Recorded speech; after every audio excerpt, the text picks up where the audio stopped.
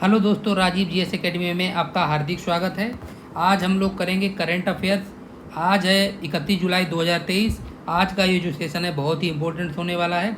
आज हम लोग करेंगे टॉप 10 न्यूज़ विथ एमसीक्यूज, यानी कि जो आज के जो टॉप न्यूज़ होंगे ट्रेंडिंग के उनको कवर करेंगे और आपको क्वेश्चन का प्रैक्टिस भी करवाएंगे। वो क्वेश्चन टॉप 10 ही होंगे जो आपके किसी भी एग्जाम में, चाहे वो सिविल का एग्ज़ाम हो या फिर कोई भी यूपी पीसीएस का एग्ज़ाम हो, किसी भी स्टेट पीसीएस का एग्ज़ाम हो, उसके हिसाब से बहुत ही इम्पोर्टेंट सेशन होने वाला है। चलिए, इसमें जो हम बिंदु कवर करेंगे, जो टॉप बिंदु हैं उनको कौन कौन से कवर करेंगे उनको हम जान लेते हैं। प्रमुख बिंदु हैं जो राष्ट्रीय समाचार, अंतर्राष्ट्रीय समाचार, खेलकूद, पुरस्कार सम्मान, महत्वपूर्ण दिवस, बैंकिंग व अर्थव्यवस्था, नवनियुक्तियाँ, निधन, विज्ञान व प्रौद्योगिकी, विविध घटनाएँ। ये सारी चीज़ें हम लोग इस वीडियो के माध्यम से कवर करेंगे। और दोस्तों, यदि आप मेरे चैनल पे नए विजिट किए हो तो चैनल को सब्सक्राइब कर लें और बेल आइकन को प्रेस कर लें, जिससे कि कोई भी लेटेस्ट अपडेट आएगी तो सबसे पहले उसका नोटिफिकेशन आपको मिल जाएगा। ये और मेरा टेलीग्राम चैनल है, उसका लिंक भी आपको मिल जाएगा। यदि आप इसका पीडीएफ चाहते हैं तो ये मेरा टेलीग्राम चैनल है, इसको आप जाके सर्च कर सकते हैं, या फिर आप इसकी जो लिंक है, मैं टेलीग्राम चैनल की लिंक डिस्क्रिप्शन बॉक्स में दे दूँगा। और ये मेरा यूट्यूब चैनल भी है, इसको भी सब्सक्राइब कर लें। और यदि आप आरओ की परीक्षा की तैयारी कर रहे हो तो आप पेड पीडीएफ नोट्स चाहते हो, बहुत ही अच्छे से कवर किए हैं किसी भी सब्जेक्ट के। आप लोग देखेंगे, एक बार डेमो लेना चाहें तो डेमो भी ले सकते हैं। आप मेरे इस व्हाट्सएप नंबर पर कांटेक्ट करके पेड पीडीएफ नोट्स ले सकते हैं। बहुत ही अच्छे नोट्स हैं, बहुत अच्छे तरीके से डिस्कशन करके उनको बनाया गया है। चलिए शुरुआत करते हैं। आज का जो टॉप न्यूज़ है, पहला जो न्यूज़ है उस पर हम चर्चा कर लेते हैं। ये है 30 जुलाई का, यानी कि अंतर्राष्ट्रीय मित्रता दिवस, यानी कि international friendship day.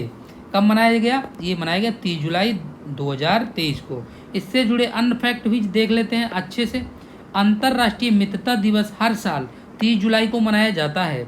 Next point, यह दिन दुनिया भर में लोगों और समुदायों के बीच, यानी कि कम्युनिटी के बीच समझ और एकता, यानी कि यूनिटी को बढ़ावा देने में दोस्ती की शक्ति पर प्रकाश डालता है। नेक्स्ट पॉइंट है, इसकी जो थीम है वो है दोस्तों के माध्यम से मानवीय भावना को साझा करना।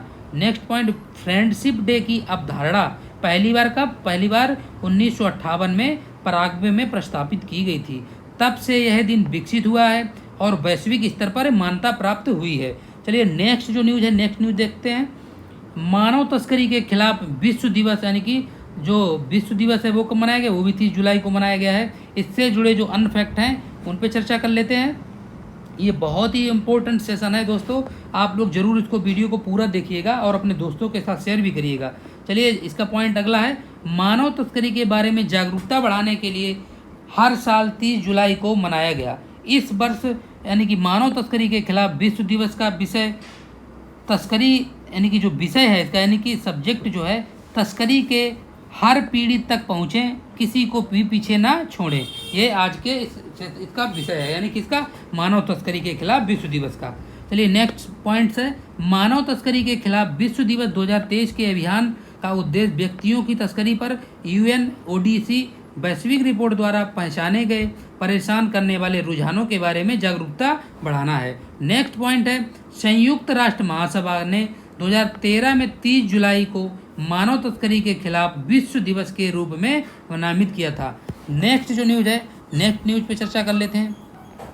नेक्स्ट इंपॉर्टेंट न्यूज़ है, केंद्रीय मंत्री अमित शाह द्वारा मेमोरीज नेवर डाई नामक पुस्तक का विमोचन किया गया हाल ही में, यानी कि ये कल विमोचन किया गया था अमित शाह जी के द्वारा। चलिए इससे जुड़े अन्य फैक्ट भी देख लेते हैं। अन्य फैक्ट ये है, अमित शाह ने तमिलनाडु के रामानाथपुरम की अपनी 2 दिवसीय यात्रा के दौरान पुस्तक का विमोचन किया है। नेक्स्ट पॉइंट, यह पुस्तक दिवंगत पूर्व राष्ट्रपति डॉक्टर एपीजे अब्दुल कलाम के जीवन और विरासत के रूप में एक श्रद्धांजलि देती है। इसी तरीके से एपीजे अब्दुल कलाम, नसीमा मरैक यार और वैज्ञानिक डॉक्टर वाई.एस. राजन ने इस पुस्तक का सह लेखन किया है। और इसी से जुड़ा अनफैक्ट, श्री शाह जी ने, यानी कि अमित शाह जी ने कहा है कि डॉक्टर एपीजे अब्दुल कलाम के द्वारा अंतरिक्ष विज्ञान, यानी कि एरोनॉट्स साइंटिफिक, यानी कि साइंटिस्ट के लिए किया गया सपना साकार होता दिखाई दे रहा है। यानी कि जो एपीजे अब्दुल कलाम द्वारा कई चीज़ों के लिए खोज किया गया, उसके बारे में इन्होंने इनकी चर्चाओं के बारे में इस पुस्तक में बताया। चलिए, इससे जुड़ा अन्य एक और न्यूज आया है, टॉप न्यूज है ये भी। नवीन पटनायक जी भारत में दूसरे सबसे लंबे समय तक सेवा करने वाले मुख्यमंत्री बन गए हैं। इससे जुड़े अन्य फैक्ट हैं, बहुत ही इंपॉर्टेंट्स हैं। आरओ की परीक्षा के हिसाब से देखें तो बहुत ही इंपॉर्टेंट्स हैं। आरओ की परीक्षा का जो नोटिफिकेशन है जल्द से जल्द आने वाला है, उसके हिसाब से आप लोग इस वीडियो को ज़रूर देखें, उसमें बहुत हेल्पफुल रहेगा। जैसे कि पश्चिम बंगाल के ज्योति बसु की जगह उड़ीसा के नवीन पटनायक देश में दूसरे सबसे लंबे समय तक मुख्यमंत्री रहने वाले मुख्यमंत्री जी बन गए हैं। नेक्स्ट पॉइंट, सिक्किम के पूर्व मुख्यमंत्री पवन कुमार चामलिंग के पास अभी भी देश में सबसे लंबे समय तक मुख्यमंत्री रहने का रिकॉर्ड दर्ज है। वह 12 सितंबर 1994 से 27 मई 2019 तक, यानी कि 24 वर्षों से अधिक समय तक हिमालयी राज्य के मुख्यमंत्री रहे हैं। कौन? नवीन पटनायक जी। चलिए, नेक्स्ट पॉइंट इससे जुड़ा हुआ, उड़ीसा के 5 बार मुख्यमंत्री रहे श्री पटनायक ने 5 मार्च 2000 को कार्यभार संभाला और 23 साल और 138 दिनों तक इस पद पर कार्यरत रहे। श्री बसु 21 जून 1977 से 5 नवंबर 2000 तक, जो कि 23 वर्ष और 137 दिन थे, पश्चिम बंगाल के मुख्यमंत्री बने रहे थे। चलिए, नेक्स्ट टॉप न्यूज है आज, और एक और न्यूज है। अगला न्यूज, भूपेंद्र यादव ने सर्कुलर इकोनॉमी इंडस्ट्री गठबंधन लॉन्च किया है। नेक्स्ट पॉइंट इसी से जुड़ा हुआ है, केंद्रीय पर्यावरण एवं वन और जलवायु परिवर्तन मंत्री भूपेंद्र यादव ने वैश्विक स्तर पर संसाधन दक्षता और सर्कुलर अर्थव्यवस्था की प्रथाओं को बढ़ावा देने के लिए भारत की जो G20 प्रेसिडेंसी के तहत संकल्पित एक संसाधन दक्षता सर्कुलर इकोनॉमी इंडस्ट्री गठबंधन यानी कि RECEIC लॉन्च किया। रिसीप यानी कि RECEIP गठबंधनों को बढ़ावा देने के लिए तकनीकी सहयोग और ज्ञान हस्तांतरण को प्रोत्साहित करने और नवाचार को बढ़ावा देने के लिए वित्त तक पहुंच बढ़ाने के लिए अंतर्दृष्टि के आदान प्रदान की सुविधा प्रदान करने का महत्वपूर्ण भूमिका निभाएगा। जो नेक्स्ट न्यूज है, प्रधानमंत्री ने राजस्थान में 6 EMORS का उद्घाटन किया। किसने किया? प्रधानमंत्री जी ने। इनसे जुड़े अन्य फैक्ट, प्रधानमंत्री नरेंद्र मोदी ने राजस्थान में के उदयपुर में 2, वहीं उसी प्रकार बांसवाड़ा में 2, प्रतापगढ़ में 1 और डूंगरपुर में 1 जिला, और उसी की तरीके से इन्हीं जिलों में इन्होंने स्थित 6 एकलव्य मॉडल आवासीय विद्यालयों का उद्घाटन किया है। इन स्कूलों के निर्माण में लगभग यानी कि 2880 आदिवासी छात्र, जिनमें आधी लड़कियां होंगी, यानी कि 50% लगभग लड़कियां होंगी।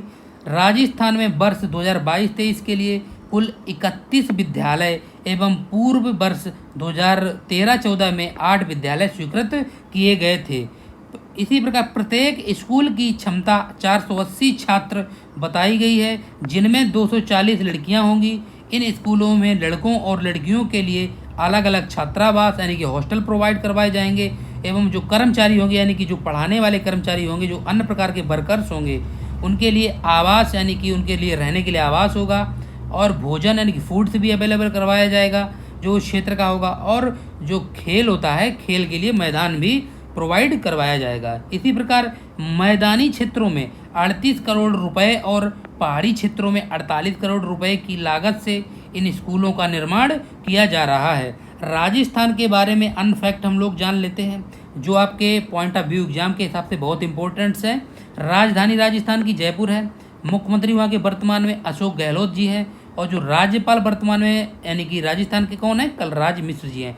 नेक्स्ट जो न्यूज़ है, ये भी बहुत इंपॉर्टेंट न्यूज़ है। ADB और भारत ने बिहार के लिए 295 मिलियन अमेरिकी डॉलर का ऋण समझौते पर हस्ताक्षर किया है। इससे जुड़े अन्य फैक्ट देखते हैं। एशियाई विकास बैंक यानी कि ADB और भारत सरकार ने बिहार में जलवायु और आपदा प्रतिरोधी डिजाइन और सड़क सुरक्षा तत्वों के साथ लगभग 265 किलोमीटर राज्य यानी कि राजमार्गों को उन्नत करने के लिए 295 मिलियन अमेरिकी डॉलर का ऋण देने के लिए समझौते पर हस्ताक्षर किए हैं। यह परियोजना सभी राजमार्गों को मानक 2 लेन चौड़ाई में अपग्रेड करने और सड़क सुरक्षा में सुधार करने के लिए बिहार सरकार के कार्यक्रम का समर्थन करती है। इनसे जुड़े यानी कि ADB बैंक से जुड़े अन्य फैक्ट जान लेते हैं। जो इसकी जानेंगे हम लोग, इसकी स्थापना कब हुई थी। जो एडीबी बैंक की स्थापना हुई थी वो हुई थी 19 दिसंबर 1966 को। चलिए इससे जुड़े अन्य फैक्ट, यानी कि मुख्यालय इसका कहाँ है एडीबी बैंक का। एडीबी बैंक का मुख्यालय है मांडुलियांग मेट्रो मनीला फिलीपींस में, इसका मुख्यालय एडीबी बैंक का। यहाँ के जो राष्ट्रपति हैं फिलीपींस के वो कौन है, वो हैं मतात्सुगु अस्काबा, और जो उपाध्यक्ष हैं वो हैं अशोक लवासा। चलिए अगला न्यूज है, अगला न्यूज जो है, भारत 2027 तक तीसरी सबसे लंबी यानी कि सबसे बड़ी अर्थव्यवस्था बन जाएगा। यानी कब तक, 2027 तक भारत तीसरी सबसे बड़ी अर्थव्यवस्था बन जाएगा। यानी किसने रिसर्च किया है, ये किया है एसबीआई रिसर्च के अनुसार। इससे जुड़े अन्य फैक्ट भी देख लेते हैं, ये बहुत ही इंपॉर्टेंट फैक्ट हैं, ये आपके बैंकिंग एग्जाम में भी पूछ सकता है और ये आपके इकोनॉमी सेक्शन में भी क्वेश्चंस बन सकता है। चलिए देखते हैं नेक्स्ट ये पॉइंट इसका जुड़ा हुआ। एसबीआई रिसर्च की यानी कि इको रैप रिपोर्ट 2023 के अनुसार अगर भारत अपनी मौजूदा विकास दर को बरकरार रखता है तो 2027 तक दुनिया की तीसरी सबसे बड़ी अर्थव्यवस्था बनने की उम्मीद है। इससे पहले एसबीआई रिसर्च ने उम्मीद जताई थी कि भारत 2029 तक दुनिया की तीसरी सबसे बड़ी अर्थव्यवस्था बन जाएगा। भारत वर्तमान में तीसरे स्थान पर है, जो 2014 की तुलना में 7 स्थान ऊपर है। चलिए नेक्स्ट न्यूज है, पत्रकार प्रेम यानी कि प्रेम प्रकाश को लाइफ टाइम अचीवमेंट पुरस्कार मिला। इनसे जुड़े अन्य फैक्ट जो दिए हैं वो देख लेते हैं। प्रसिद्ध अनुभवी पत्रकार और एशियन न्यूज इंटरनेशनल यानी कि ANI के संस्थापक प्रेम प्रकाश को प्रतिष्ठित लाइफ टाइम अचीवमेंट अवार्ड से सम्मानित किया गया है। इनसे जुड़ा अन्य फैक्ट, दिल्ली के अंबेडकर इंटरनेशनल सेंटर में ग्लोबल एजुकेशन मेंटर अवार्ड कार्यक्रम का आयोजन किया गया है। इस पुरस्कार का उद्देश्य शिक्षा हितधारकों के बीच सहयोग और साझेदारी को बढ़ावा देना है। इसी से अन्य जुड़ा फैक्ट है, ANI के अध्यक्ष प्रेम प्रकाश ने पत्रकारिता की दुनिया में 70 साल में सबसे अधिक समय तक समर्पित किया है। आज का जो लास्ट टॉप करंट न्यूज है वो उस पर भी हम चर्चा कर लेते हैं अच्छे से। ये आपके एग्जाम में बहुत ही इंपॉर्टेंट ये भी हो सकता है, RO की परीक्षा हो या कोई भी वनडे एग्जाम हो। देख लेते हैं, हेरिटेज बायकुला रेलवे स्टेशन को यूनेस्को पुरस्कार 2023 से सम्मानित किया गया।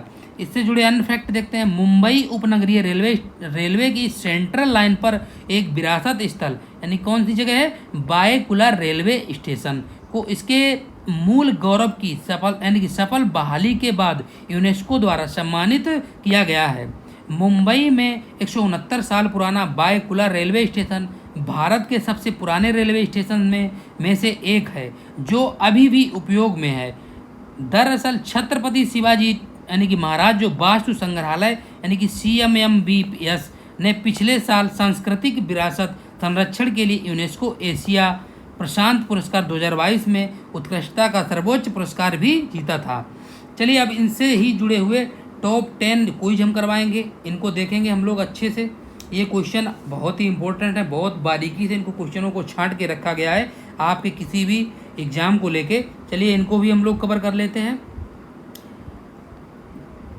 अंतर्राष्ट्रीय महिला मित्रता दिवस प्रत्येक वर्ष किस दिन मनाया जाता है। ऑप्शन दिए हुए हैं, ऑप्शन ए दिया है 28 जुलाई, बी ऑप्शन दिया है 29 जुलाई, और इसका सी ऑप्शन दिया है 30 जुलाई, और इसका जो डी ऑप्शन दिया है वो दिया है 31 जुलाई। इसका जो राइट आंसर होगा वो होगा ऑप्शन नंबर सी यानी कि 30 जुलाई।